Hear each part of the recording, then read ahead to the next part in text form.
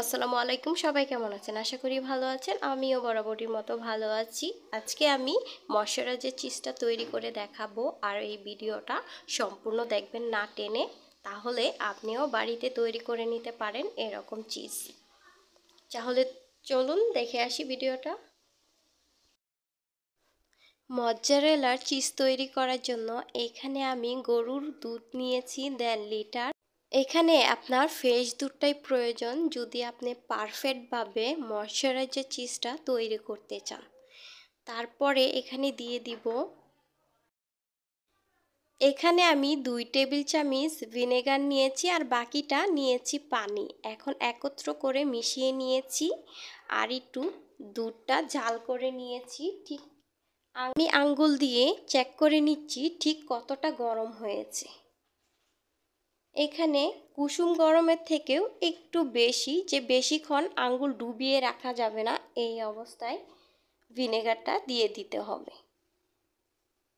এখন আমি এই ভিনেগারের পানিটা এর মধ্যে দিয়ে দিব।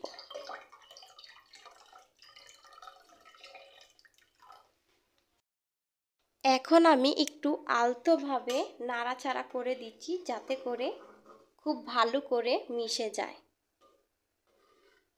এখানে তাড়াহুড়া করে নাড়াচাড়া দেওয়া যাবে না, খুব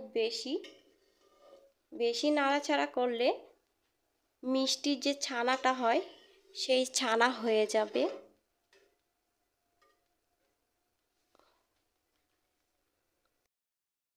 এখন আমি 10 মিনিটের জন্য রেখে দিব। এই চিজটা জমার জন্য 10 মিনিট অপেক্ষা করব। 10 মিনিট পর দেখা যাচ্ছে এরকম দলা পেকে গিয়েছে আর কিছুটা পিছলা পিছলা ভাব এসেছে। এই পর্যায়ে আমি এগুলাকে নামিয়ে নিব, একটি ছাঁকনির সাহায্যে ছেঁকে নেব। এরকম একটা ঝাঁঝরি নিয়েছি আর এর মধ্যে আমি এভাবে করে ছেঁকে নিচ্ছি। যতক্ষণ না পানিটা ঝরে যাচ্ছে আমি এভাবে করেই রেখে দিচ্ছি আর পানিটা বের করে নিব। এখন আমি এভাবে আলতোভাবে চেপে চেপে পানিটা বের করে নিব। আর বের করা হয়ে গেলে আমি এখানে হাতে উঠিয়ে নিচ্ছি আর গরম গরম অবস্থায় 2 হাতে আলতোভাবে চেপে চেপে পানিটাকে বের করে নিতে হবে। ঠিক এভাবে করে পানিটাকে বের করে নিচ্ছি। যতক্ষণ না পানিটা বেরিয়ে যাচ্ছে ততক্ষণ পর্যন্ত ঠিক এভাবে করে কাজটা করতে হবে। এটা হলো পরের টিপস। এখানে যে ছাকার পর পানিটা বেরিয়ে আসছে এর মধ্যে আমি দিয়ে দিচ্ছি কিছুটা লবণ, দিয়ে আমি কিছুক্ষণ জাল করে নিব। কিছুক্ষণ জাল করার পর যখন দেখতে পাবেন যে বলক আসতে শুরু করেছে, ঠিক এই পর্যায়ে আপনি চুলা থেকে নামিয়ে নেবেন। নামিয়ে নেওয়ার পর আমি যে চিজটা করেছি আমি এর মধ্যে দিয়ে একটু নাড়াচাড়া করে আমি ডুবিয়ে নিচ্ছি। ঠিক 2-3 বার এভাবে করে আমি ডুবিয়ে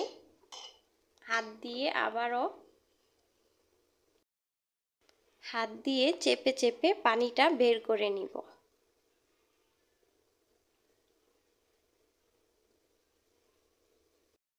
আমি একবার ডুবিয়ে নিয়েছি, আবারও দিয়ে দিচ্ছি। ঠিক এভাবে করে আবারও গড়িয়ে গড়িয়ে পানির মধ্যে ডুবিয়ে নিচ্ছি। ময়শ্চারাইজার চিজটা একটু নোনতা হয়ে থাকে, তার জন্য আমি এখানে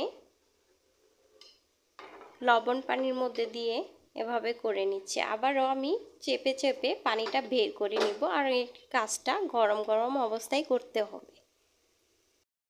এভাবে করে ঠিক 3 বার লবণ পানির মধ্যে চুবিয়ে চুবিয়ে তারপরে পানিটা চিপে চিপে বের করে নিয়েছি। এখন আমি ঠান্ডা পানির মধ্যে এটা কিছুক্ষণ রেখে দিব।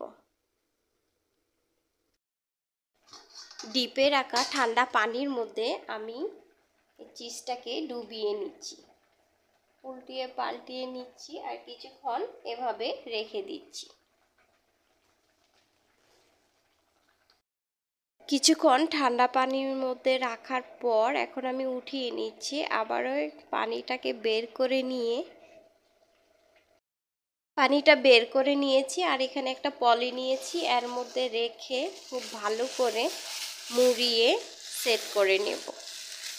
এখন আমি ফ্রিজে রেখে দিব এই অবস্থায় 3-4 ঘন্টা নরমালে। চাইলে সারা রাতের জন্য রেখে দিতে পারেন এভাবে করে। তারপর ফ্রিজ থেকে বের করে নিয়েছি, এখন আমি একটু দেখিয়ে দিচ্ছি ঠিক কেমন হয়েছে।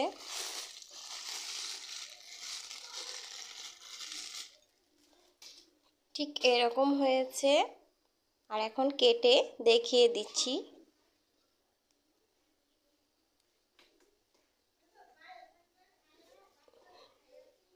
চাইলে এখানে সারা রাতের জন্য এই চিজটা রাখলে খুব ভালো হতো, আরও খুব ভালো করে সেট হয়ে যেত, শক্ত হতো। যত শক্ত হবে তত ভালো। ভিতরটাও একদম ঠাসা ঠাসা হয়েছে, একদম সুন্দর। ভিডিওটা ভালো লাগলে লাইক, কমেন্ট, শেয়ার করতে ভুলবেন না। আজকে এখানেই বিদায় নিচ্ছি। ভালো থাকবেন, সুস্থ থাকবেন। আল্লাহ হাফেজ।